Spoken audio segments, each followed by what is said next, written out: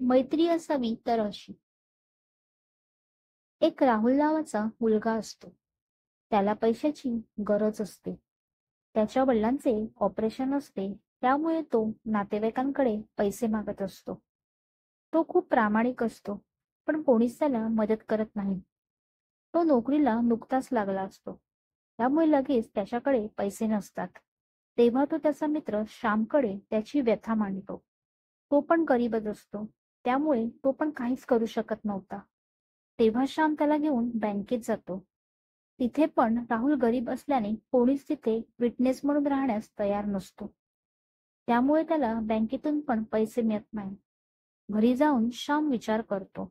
त्याच्या लक्षात येते की त्याच्याकडे एक सोन्याची चेन असते. ती तो बँकेत ठेवतो आणि राहुलसाठी पैसे आणतो.